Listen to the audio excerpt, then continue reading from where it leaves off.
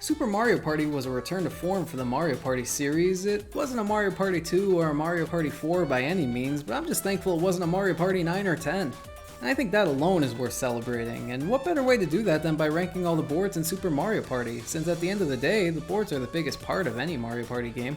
And while only having 4 boards in Super Mario Party is a little on the weak side, I really can't emphasize enough how much this isn't Mario Party 9 or 10. Starting things off is Whomps Domino's Ruins. It seems that people either really like or really dislike this board, and from this ranking I bet you can tell where I land on it. And I don't dislike this board by any means, it's just kinda meh. Aesthetically, I've always really liked the ruin theme type of levels in games, but this one just fell flat for me. The fact that we've already seen this theme done very well in Mario Kart 8 on the Thwomp Ruins track doesn't help either. In comparison, it just feels bland. Another problem I have with this board is just that there really aren't many interesting things happening in general. The main attraction is at the back of the board where there are a few special event spaces that when you land on them, they'll trigger a Whomp Domino trap that'll send a giant boulder after any players on that path Indiana Jones style and send them all back to the beginning of said path. There's also an event space that when landed on will give you an option to pick between a few treasure chests, which would be interesting if the items in the chests were worthwhile. Between the 3 chests there is one with 3 coins, one with 10 coins, and one with a golden mushroom. Now it works out if you happen to be landing there anyways, but the lack of quality of what's in these chests, there's really no incentive to want to go out of your way to land on this space. Also, there are a couple of mini branching paths that'll loop you back to the main path that don't make a ton of sense to take unless the star happens to land there. And speaking of stars, wherever the star ends up landing just adds to this board feeling pretty tedious. Most of the time in order to get the star you have to make your way all the way around the board again. And with no real shortcuts implemented onto this board, it just makes getting to the star feel like a grind most of the time. Now I know this one was mostly negative, but I do enjoy this board. It just feels like a board that would come out of a Mario Party 101 class or something like that. Next up is Chemex Tantalizing Tower. This is the one board in this game that strays away from the typical Mario Party board mold. The goal of this board is to get to the end of the path and buy stars from Toadette, with the price of the star changing from 5 to 10 to 15 coins depending on how the Chemex slot machine goes. Conceptually, I really liked what they were going for here, and while it's still a fun board to play on, I do have a few gripes.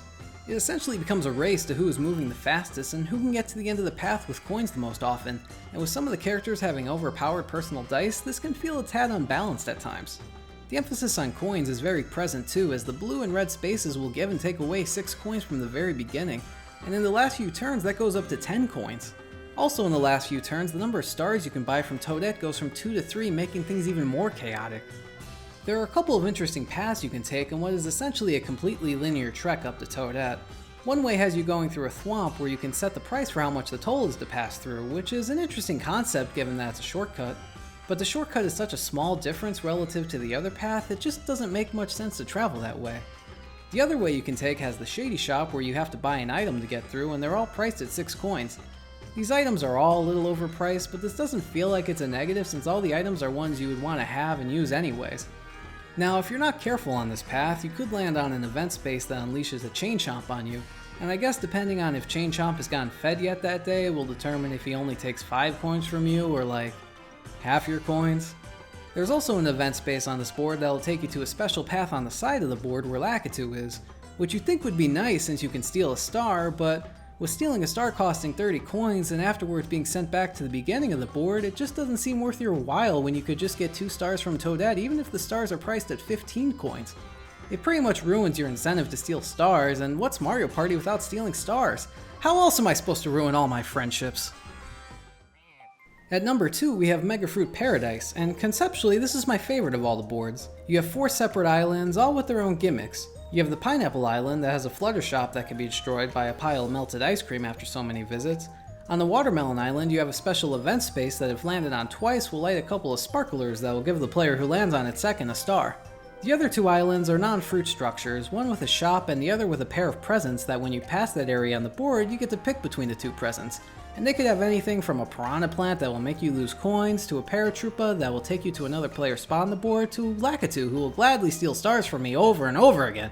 And while this is all really great on paper, the thing keeping this board from becoming number 1 for me on this list is just how much of a pain it is to navigate the islands.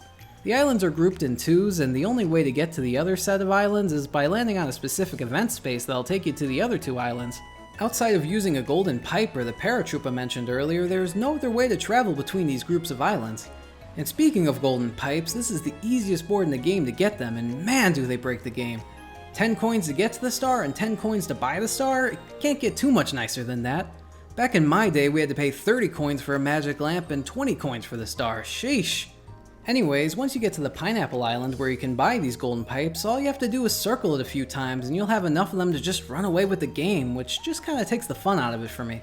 Also, the sand bridge between the island you start on and the Pineapple Island can break over time, further adding to the difficulty of navigating this board. Mega Fruit Paradise has a lot going for it, but it just misses the mark a little too much for me to put it at that top spot. And at number 1 we have King Babam's Powder Keg Mine, which takes the top spot mostly because I felt like it captures the feel of those old school Mario Party boards the best. We have a fun theme and a board with multiple interesting branching paths that make it easy to navigate your way to the star no matter where you are on the board. The main gimmick of this board is the square in the middle that surrounds King Babam.